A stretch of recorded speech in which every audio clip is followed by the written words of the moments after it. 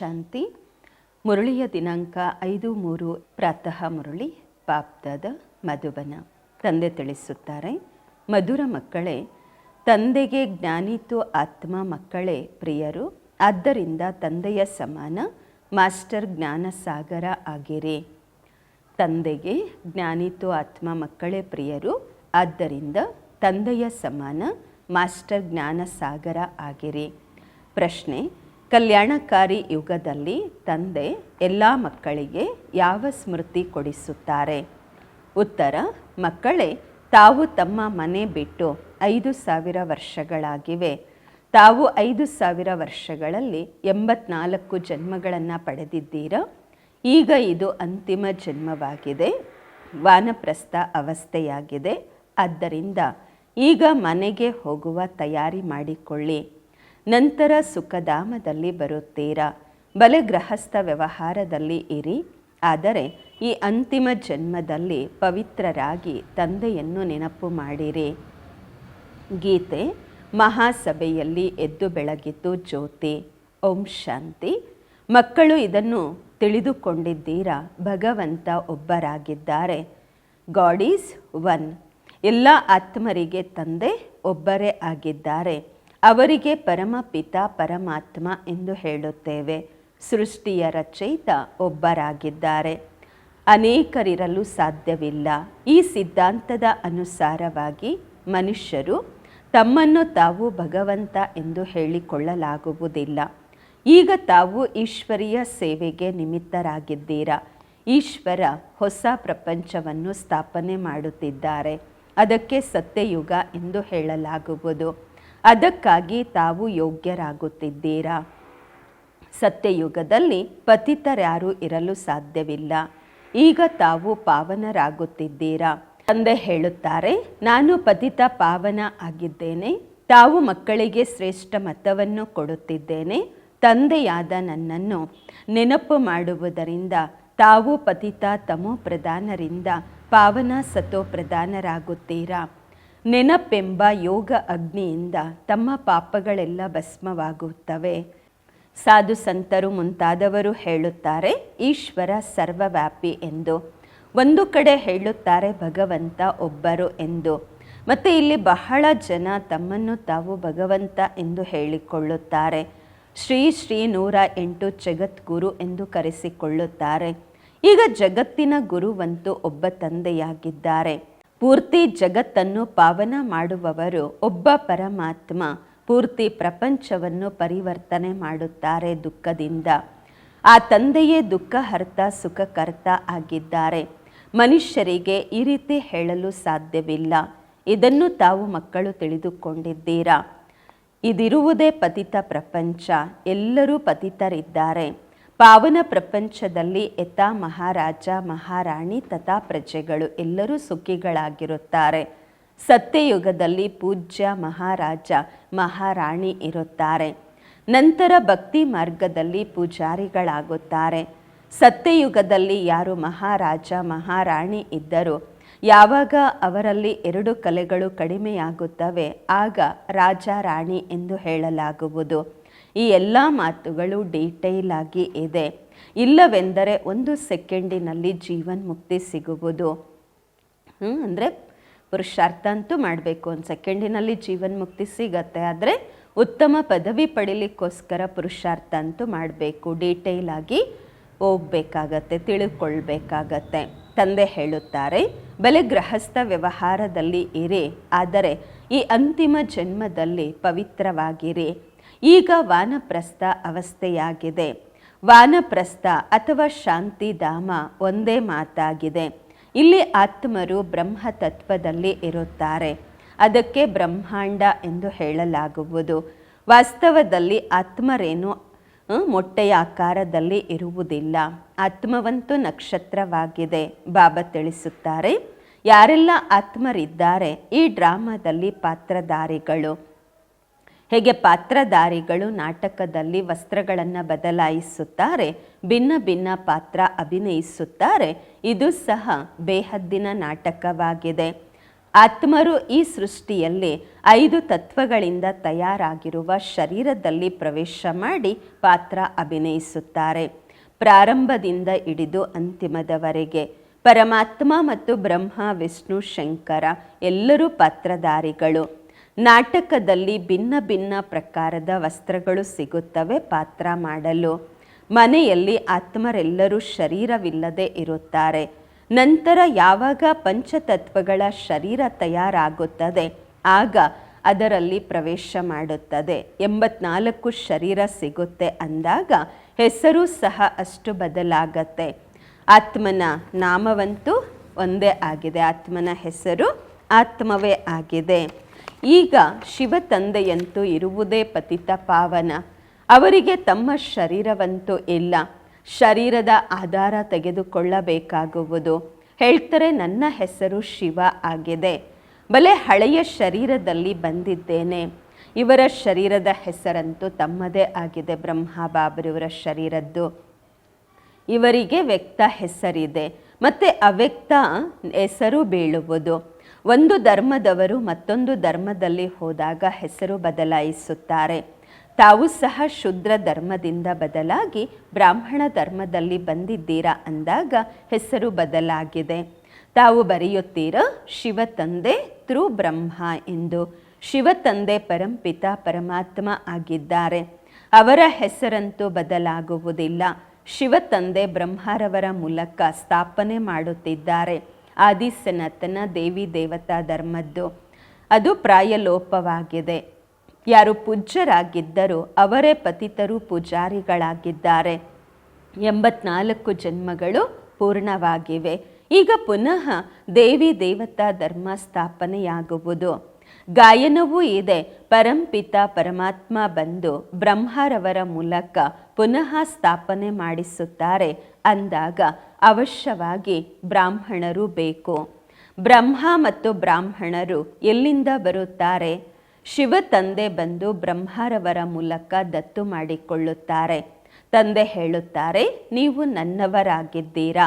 ಶಿವ ತಂದೆಗೆ ಮಕ್ಕಳಂತೂ ಆಗಿದ್ದೇವೆ. ಬ್ರಹ್ಮ ಕುಮಾರ ಕುಮಾರಿಯರನ್ನ ಶಿವ ತಂದೆ ಬ್ರಹ್ಮರವರ ಮೂಲಕ ದತ್ತು ಮಾಡಿಕೊಂಡಿದ್ದಾರೆ. ಮನುಷ್ಯರಿಗೆ ಗೊತ್ತಿಲ್ಲ.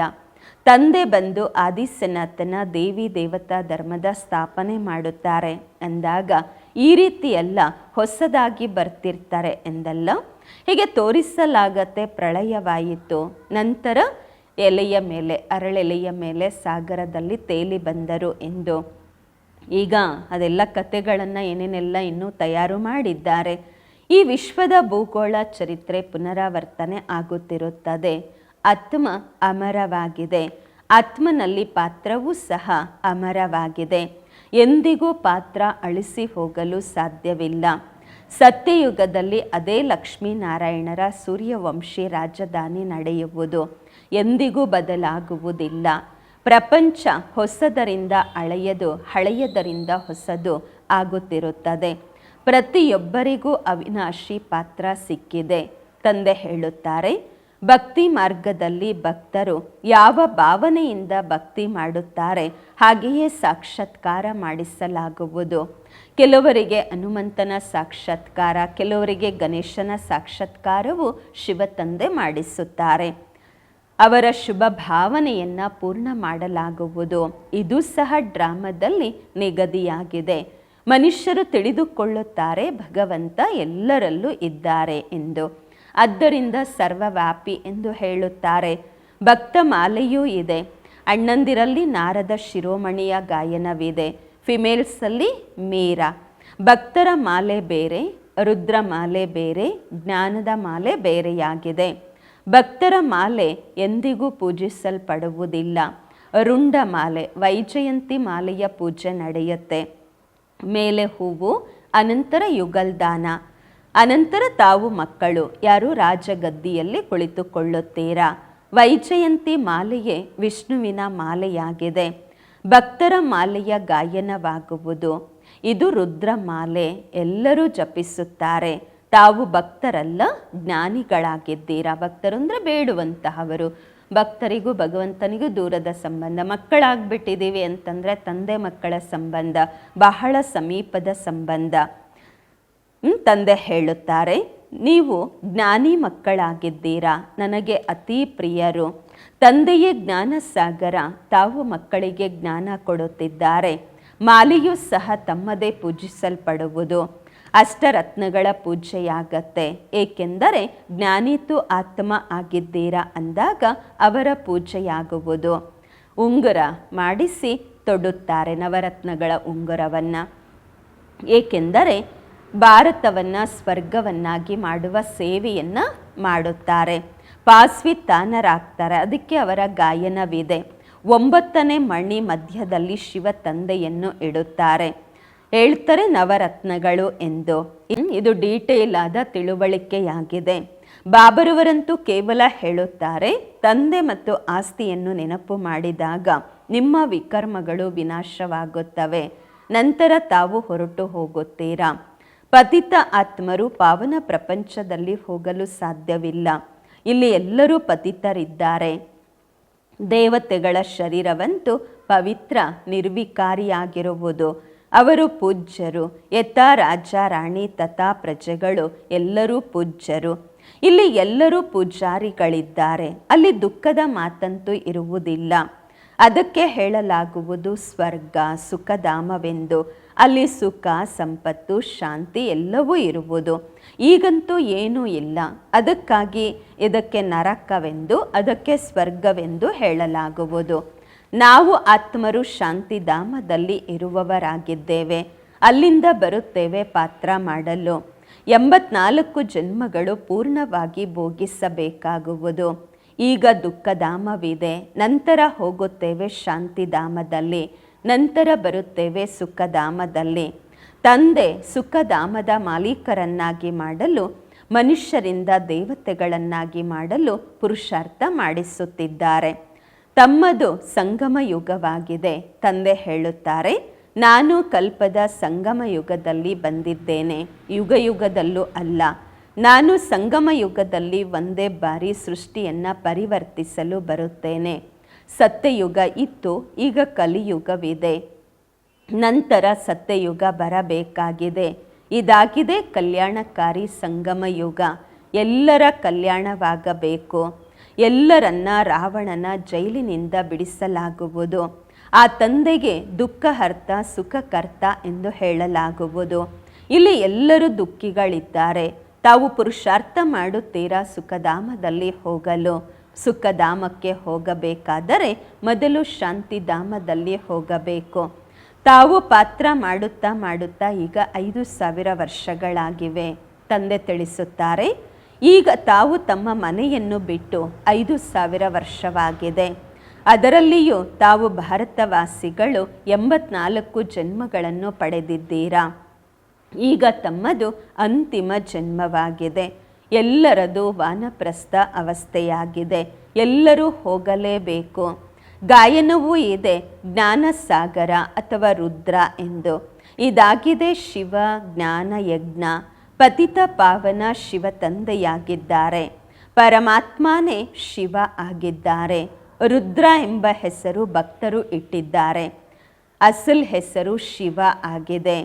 ಪರಮಾತ್ಮ ಒಬ್ಬರೇ ಆಗಿದ್ದಾರೆ. ಶಿವ ತಂದೆ ಪ್ರಜಾಪಿತ ಬ್ರಹ್ಮರವರ ಮೂಲಕ ಸ್ಥಾಪನೆ ಮಾಡಿಸುತ್ತಾರೆ. ಬ್ರಹ್ಮರವರು ಒಬ್ಬರೇ ಆಗಿದ್ದಾರೆ. ಇವರು ಪತಿತರು. ಅದೇ ಬ್ರಹ್ಮ ನಂತರ ಪಾವನರಾಗುತ್ತಾರೆ, ಆಗ ಫರಿಷ್ಠೆಯಾಗುತ್ತಾರೆ. ಸೂಕ್ಷ್ಮ ವತನದಲ್ಲಿ ಪಾವನ ಬ್ರಹ್ಮ ಫರಿಷ್ಠ ರೂಪದಲ್ಲಿ ತೋರಿಸಲಾಗುವುದು. ಅವರೇನು ಬೇರೆ ಬ್ರಹ್ಮ ಅಲ್ಲ. ಬ್ರಹ್ಮರವರಂತೂ ಒಬ್ಬರೇ. ಇವರು ವ್ಯಕ್ತದಲ್ಲಿದ್ದಾರೆ, ಅವರು ಅವ್ಯಕ್ತ. ಸಂಪೂರ್ಣ ಪಾವನರಾದಾಗ ಸೂಕ್ಷ್ಮ ವತನದಲ್ಲಿ ನೋಡುತ್ತೇವೆ, ಅಲ್ಲಿ ಮೂಳೆ ಮಾಂಸಗಳು ಇರುವುದಿಲ್ಲ. ತಂದೆ ತಿಳಿಸುತ್ತಾರೆ, ಯಾವ ಆತ್ಮನಿಗೆ ಶರೀರವೇ ಸಿಗುವುದಿಲ್ಲ ಅವರು ಅಲೆಯುತ್ತಿರುತ್ತಾರೆ. ಅವರಿಗೆ ಭೂತ ಎಂದು ಹೇಳಲಾಗುವುದು. ಎಲ್ಲಿಯವರೆಗೆ ಶರೀರ ಸಿಗುವುದಿಲ್ಲ ಅಲ್ಲಿಯವರೆಗೆ ಅಲೆದಾಡುತ್ತಿರುತ್ತಾರೆ. ಕೆಲವರು ಒಳ್ಳೆಯವರು ಇರ್ತಾರೆ, ಕೆಲವರು ಕೆಟ್ಟವರು ಇರ್ತಾರೆ ಅಂದಾಗ ಬಾಬಾ ಪ್ರತಿಯೊಂದು ಮಾತಿನ ತಿಳುವಳಿಕೆ ಕೊಡುತ್ತಾರೆ. ಬಾಬಾರವರು ಜ್ಞಾನ ಸಾಗರ ಆಗಿದ್ದಾರೆ ಅಂದಾಗ ಅವಶ್ಯವಾಗಿ ತಿಳಿಸುತ್ತಾರೆ ಅಲ್ವಾ. 1 ಸೆಕೆಂಡಿನಲ್ಲಿ ಜೀವನ್ಮುಕ್ತಿ. ತಂದೆ ಮತ್ತು ಆಸ್ತಿಯನ್ನು ನೆನಪು ಮಾಡಿದಾಗ ಸೆಕೆಂಡಿನಲ್ಲಿ ಜೀವನ್ಮುಕ್ತಿಯ ಆಸ್ತಿ ಸಿಗುವುದು ಎಷ್ಟು ಸಹಜ. ಹೆಸರೇ ಆಗಿದೆ ಸಹಜ ರಾಜಯೋಗ. ಅವರು ತಿಳಿದುಕೊಳ್ಳುತ್ತಾರೆ ಭಾರತದ ಯೋಗ ಇತ್ತು ಎಂದು. ಆದರೆ ಆ ಸನ್ಯಾಸಿಗಳು ಅಟ್ಟಯೋಗ ಮಾಡುತ್ತಾರೆ. ಬಿಲ್ಕುಲ್ ಸಹಜ. ಇದಂತೂ ಯೋಗ ಅಂದ್ರೇ ನೆನಪು. ಅವ್ರದ್ದು ಅಟ್ಟಯೋಗವಾಗಿದೆ. ಇದು ಸಹಜವಾಗಿದೆ, ಸಹಜ ರಾಜಯೋಗ. ತಂದೆ ಹೇಳುತ್ತಾರೆ, ನನ್ನನ್ನು ಈ ರೀತಿಯಾಗಿ ನೆನಪು ಮಾಡಿ. ಯಾವುದೇ ಲಾಕೆಟ್ ಧರಿಸುವ ಅವಶ್ಯಕತೆ ಇಲ್ಲ. ತಾವಂತೂ ಮಕ್ಕಳಾಗಿದ್ದೀರಾ ತಂದೆಗೆ. ತಂದೆಯನ್ನು ಕೇವಲ ನೆನಪು ಮಾಡಿ. ತಾವು ಇಲ್ಲಿ ಪಾತ್ರ ಮಾಡುತ್ತಾ ಬಂದಿದ್ದೀರಾ. ಈಗ ಎಲ್ಲರೂ ವಾಪಸ್ ಮನೆಗೆ ಹೋಗಬೇಕು. ನಂತರ ಅದೇ ಪಾತ್ರವನ್ನು ಅಭಿನಯಿಸಬೇಕು. ಭಾರತವಾಸಿಗಳೇ ಸೂರ್ಯವಂಶಿ, ಚಂದ್ರವಂಶಿ, ವೈಶ್ಯವಂಶಿ, ಶೂದ್ರವಂಶೀಯರಾಗುತ್ತಾರೆ. ಈ ಮಧ್ಯದಲ್ಲಿ ಅನ್ಯ ಧರ್ಮದವರೂ ಸಹ ಬರುತ್ತಾರೆ. 84 ಜನ್ಮಗಳನ್ನು ಪೂರ್ಣವಾಗಿ ಪಡೆಯುತ್ತೇವೆ.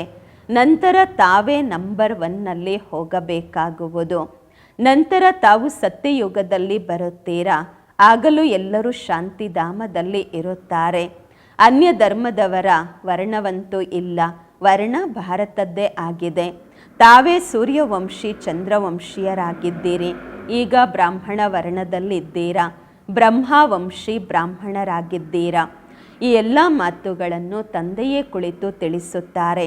ಯಾರ ಬುದ್ಧಿಯಲ್ಲಿ ಧಾರಣೆ ಆಗುವುದಿಲ್ಲ ಅವರಿಗೆ ಹೇಳಲಾಗತ್ತೆ ಕೇವಲ ತಂದೆಯನ್ನು ನೆನಪು ಮಾಡಿ ಎಂದು. ಹೀಗೆ ತಂದೆಯನ್ನು ತಿಳಿದುಕೊಳ್ಳುವುದರಿಂದ ಮಕ್ಕಳಿಗೂ ಗೊತ್ತಾಗತ್ತೆ ಈ ಆಸ್ತಿ ಇದೆ ತಂದೆಯದು ಎಂದು. ಹೆಣ್ಣು ಮಕ್ಕಳಿಗೆ ಆಸ್ತಿ ಕೊಡೋದಿಲ್ಲ ಲೌಕಿಕದಲ್ಲಿ. ಇಲ್ಲಿ ತಾವೆಲ್ಲರೂ ಸಹ ಶಿವ ತಂದೆಗೆ ಮಕ್ಕಳಾಗಿದ್ದೀರಾ. ಅಕ್ಕಂದ್ರಿರ್ಬೋದು, ಅಣ್ಣಂದ್ರಿರ್ಬೋದು, ಆತ್ಮಿಕ ರೂಪದಲ್ಲಿ ಎಲ್ಲರೂ ಹಕ್ಕುದಾರರಾಗಿದ್ದೇವೆ. ಮೇಲ್ ಅಥವಾ ಫಿಮೇಲ್ ಎಲ್ಲರಿಗೂ ಅಧಿಕಾರವಿದೆ ತಂದೆಯಿಂದ ಆಸ್ತಿ ಪಡೆಯಲು. ಎಲ್ಲರಿಗೂ ಕಲಿಸಬೇಕು ಶಿವ ತಂದೆಯನ್ನು ನೆನಪು ಮಾಡಿ. ಎಷ್ಟೆಷ್ಟು ನೆನಪು ಮಾಡುತ್ತೀರಾ ಅಷ್ಟು ವಿಕರ್ಮ ವಿನಾಶವಾಗುವುದು. ಪತಿತರಿಂದ ಪಾವನರಾಗುತ್ತೀರಾ. ಆತ್ಮನಲ್ಲಿ ಏನು ತುಕ್ಕು ಹಿಡಿದಿದೆ ಅದು ಬಿಟ್ಟು ಹೋಗುವುದು ಹೇಗೆ? ತಂದೆ ಹೇಳುತ್ತಾರೆ, ಯೋಗದಿಂದಲೇ ತಮ್ಮ ತುಕ್ಕು ಬಿಟ್ಟು ಹೋಗುವುದು. ಆತ್ಮನಿಗೆ ಹಿಡಿದಿರುವ ಪಾಪವೆಲ್ಲವೂ ಭಸ್ಮವಾಗುವುದು. ಈ ಪತಿತ ಶರೀರವಂತೂ ಇಲ್ಲಿಯೇ ಬಿಡಬೇಕಾಗಿದೆ. ಆತ್ಮ ಪವಿತ್ರವಾಗುವುದು. ಎಲ್ಲರೂ ಸೊಳ್ಳೆಗಳಂತೆ ತಂದೆಯ ಹಿಂದೆ ಹೋಗಬೇಕಾಗುವುದು. ಆತ್ಮರೆಲ್ಲರೂ. ಬುದ್ಧಿ ಹೇಳುತ್ತೆ ಸತ್ಯಯುಗದಲ್ಲಿ ಸ್ವಲ್ಪ ಜನ ಇರುತ್ತಾರೆ. ಈ ವಿನಾಶದಲ್ಲಿ ಎಷ್ಟು ಜನ ಶರೀರ ಬಿಡುತ್ತಾರೆ. ಬಾಕಿ ಸ್ವಲ್ಪ ಜನ ಉಳಿಯುತ್ತಾರೆ. ರಾಜರಂತೂ ಸ್ವಲ್ಪನೇ ಇರ್ತಾರಲ್ವಾ. ಬಾಕಿ 9 ಲಕ್ಷ ಪ್ರಜೆಗಳು ಸತ್ಯಯುಗದಲ್ಲಿ ಇರುತ್ತಾರೆ. ಇದರ ಬಗ್ಗೆ ಗಾಯನವೂ ಇದೆ ಅಲ್ವಾ. 9 ಲಕ್ಷ ನಕ್ಷತ್ರಗಳು ಅಂದರೆ ಪ್ರಜೆಗಳು ಎಂದು. ವೃಕ್ಷ ಮೊದಲು ಚಿಕ್ಕದಿರುತ್ತೆ, ನಂತರ ವೃದ್ಧಿಯಾಗುವುದು. ಈಗಂತೂ ಎಷ್ಟು ಆತ್ಮರಿದ್ದಾರೆ. ತಂದೆ ಬಂದಿದ್ದಾರೆ ಎಲ್ಲರಿಗೂ ಮಾರ್ಗದರ್ಶಕರಾಗಿ ಕರೆದುಕೊಂಡು ಹೋಗಲು. ಒಳ್ಳೆಯದು. ಮಧುರಾತಿ ಮಧುರ ಅಗಲಿ ಹೋಗಿ ಮರಳಿ ಸಿಕ್ಕಿರುವ ಮಕ್ಕಳ ಪ್ರತಿಯಾಗಿ ಮಾತ್ಪಿತಾ ಬಾಬ್ ದಾದಾರವರ ನೆನಪು, ಪ್ರೀತಿ, ಬೆಳಗಿನ ವಂದನೆಗಳು. ಆತ್ಮಿಕ ಮಕ್ಕಳಿಗೆ ಆತ್ಮಿಕ ತಂದೆಯ ನಮಸ್ಕಾರಗಳು. ನಾವು ಆತ್ಮಿಕ ಮಕ್ಕಳಿಂದ ಆತ್ಮಿಕ ಮಾತ್ಪಿತಾ ಬಾಬ್ ದಾದಾರವರಿಗೆ ನೆನಪು, ಪ್ರೀತಿ, ಬೆಳಗಿನ ವಂದನೆಗಳು ಹಾಗೂ ನಮಸ್ಕಾರಗಳು. ಧಾರಣೆಗಾಗಿ ಮುಖ್ಯ ಸಾರ. ಫಸ್ಟ್ ಪಾಯಿಂಟು, ಯೋಗ ಅಗ್ನಿಯಿಂದ ವಿಕರ್ಮಗಳ ತುಕ್ಕನ್ನು ಭಸ್ಮ ಮಾಡಿಕೊಂಡು ಪಾವನರಾಗಬೇಕು. ಈಗ ವಾನಪ್ರಸ್ಥ ಅವಸ್ಥೆಯಾಗಿದೆ. ಆದ್ದರಿಂದ ವಾಪಸ್ ಮನೆಗೆ ಹೋಗಲು ಸಂಪೂರ್ಣ ಸತೋಪ್ರಧಾನ ಆಗಬೇಕು. ಯೋಗ ಅಗ್ನಿಯಿಂದ ವಿಕರ್ಮಗಳ ತುಕ್ಕನ್ನು ಭಸ್ಮ ಮಾಡಿಕೊಂಡು ಪಾವನರಾಗಬೇಕು. ಈಗ ವಾನಪ್ರಸ್ಥ ಅವಸ್ಥೆಯಿದೆ. ಆದ್ದರಿಂದ ವಾಪಸ್ ಮನೆಗೆ ಹೋಗಲು ಸಂಪೂರ್ಣ ಸತೋಪ್ರಧಾನರಾಗಬೇಕು. 2ನೇ ಪಾಯಿಂಟು, ಈ ಕಲ್ಯಾಣಕಾರಿ ಯುಗದಲ್ಲಿ ತಂದೆಯ ಸಮಾನ ದುಃಖಹರ್ತ ಸುಖಕರ್ತ ಆಗಬೇಕು. ಈ ಕಲ್ಯಾಣಕಾರಿ ಯುಗದಲ್ಲಿ ತಂದೆಯ ಸಮಾನ ದುಃಖಹರ್ತ ಸುಖಕರ್ತ ಆಗಬೇಕು. ವರದಾನ: ಸದಾ ಕಂಬೈನ್ಡ್ ಸ್ವರೂಪದ ಸ್ಮೃತಿಯ ಮೂಲಕ ಕಷ್ಟದ ಕಾರ್ಯವನ್ನು ಸಹಜ ಮಾಡಿಕೊಳ್ಳುವಂತಹ ಡಬಲ್ ಲೈಟ್ ಆಗಿರಿ. ಸದಾ ಕಂಬೈನ್ಡ್ ಸ್ವರೂಪದ ಸ್ಮೃತಿಯ ಮೂಲಕ ಕಷ್ಟದ ಕಾರ್ಯವನ್ನು ಸಹಜ ಮಾಡುವಂತಹ ಡಬಲ್ ಲೈಟ್ ಆಗಿರಿ. ವರದಾನದ ವಿಶ್ಲೇಷಣೆ. ಯಾವ ಮಕ್ಕಳು ನಿರಂತರ ನೆನಪಿನಲ್ಲಿ ಇರುತ್ತಾರೆ ಅವರು ಸದಾ ಜೊತೆಯ ಅನುಭವ ಮಾಡುತ್ತಾರೆ. ಅವರ ಸನ್ಮುಖದಲ್ಲಿ ಏನೇ ಸಮಸ್ಯೆ ಬಂದರೂ ತಮ್ಮನ್ನು ತಾವು ಕಂಬೈನ್ಡ್ ಆಗಿ ಅನುಭವ ಮಾಡುತ್ತಾರೆ, ಗಾಬರಿ ಆಗುವುದಿಲ್ಲ. ಈ ಕಂಬೈನ್ಡ್ ಸ್ವರೂಪದ ಸ್ಮೃತಿ ಯಾವುದೇ ಕಷ್ಟದ ಕಾರ್ಯವನ್ನು ಸಹಜ ಮಾಡುತ್ತದೆ. ಕೆಲವು ಸಲ ಯಾವುದೇ ದೊಡ್ಡ ಮಾತು ಎದುರುಗಡೆ ಬರಬಹುದು. ತಮ್ಮ ಹೊರೆಯನ್ನು ಬಾಬಾರವರ ಮೇಲೆ ಇಟ್ಟು ಸ್ವಯಂ ಡಬಲ್ ಲೈಟ್ ಆಗಿಬಿಡಿ. ಬಾಬಾ ಹೇಳ್ತಾರೆ, ಯಾವಾಗಾದರೂ ಯಾವುದೇ ದೊಡ್ಡ ಪರಿಸ್ಥಿತಿ ಎದುರುಗಡೆ ಬರುತ್ತೆ, ತಮ್ಮ ಎಲ್ಲ ಭಾರವನ್ನು ಬಾಬ್ರೂರಿ ಮೇಲೆ ಇಟ್ಟು ಬಾಬ್ರವ್ರಿಗೆ ಕೊಟ್ಟು ಸ್ವಯಂ ಡಬಲ್ ಲೈಟ್ ಹಗುರರಾಗಬೇಡಿ. ಆಗ ಸೂಕ್ಷ್ಮ ದೇವತೆಯ ಸಮಾನ ದಿನ ರಾತ್ರಿ ಖುಷಿಯಲ್ಲಿ ಮನಸ್ಸಿನಿಂದ ಡ್ಯಾನ್ಸ್ ಮಾಡುತ್ತಿರುತ್ತೀರಾ. ಸ್ಲೋಗನ್. ಯಾವುದೇ ಕಾರಣದ ನಿವಾರಣೆ ಮಾಡಿ ಸಂತುಷ್ಟರಾಗಿದ್ದು ಸಂತುಷ್ಟಪಡಿಸುವವರೇ ಸಂತುಷ್ಟ ಮಣಿಗಳು. ಯಾವುದೇ ಕಾರಣವನ್ನು ನಿವಾರಣೆ ಮಾಡಿ ಸಂತುಷ್ಟವಾಗಿರುವ ಮತ್ತು ಸಂತುಷ್ಟಪಡಿಸುವವರೇ ಸಂತುಷ್ಟ ಮಣಿಗಳು. ಅವ್ಯಕ್ತ ಇಶಾರೆ. ನಿಶ್ಚಯದ ತಳಪಾಯವನ್ನು ಶಕ್ತಿಶಾಲಿ ಮಾಡಿಕೊಂಡು ಸದಾ ನಿರ್ಭಯರು ಮತ್ತು ನಿಶ್ಚಿಂತರಾಗಿರಿ. ಶ್ರೀಮತದಂತೆ ಪ್ರತಿ ಹೆಜ್ಜೆ ಇದ್ದಾಗ ಸದಾ ನಿಶ್ಚಿಂತರಾಗಿರುತ್ತೀರಾ ಮತ್ತು ನಿಶ್ಚಿಂತರಾಗಿದ್ದಾಗ ಸದಾ ಯಥಾರ್ಥ ನಿರ್ಣಯ ತೆಗೆದುಕೊಳ್ಳುತ್ತೀರಾ. ಯಾವಾಗ ನಿರ್ಣಯ ಯಥಾರ್ಥವಾಗಿರುತ್ತೆ ಆಗ ವಿಜಯವಾಗುವುದು. ತ್ರಿಕಾಲದರ್ಶಿ ಆತ್ಮ ಸದಾ ನಿಶ್ಚಿಂತವಾಗಿರುತ್ತಾರೆ, ಏಕೆಂದರೆ ಅವರಿಗೆ ನಿಶ್ಚಯವಿರುತ್ತೆ ನಮ್ಮ ವಿಜಯ ಇದ್ದೇ ಇದೆ ಎಂದು. ಓಂ ಶಾಂತಿ.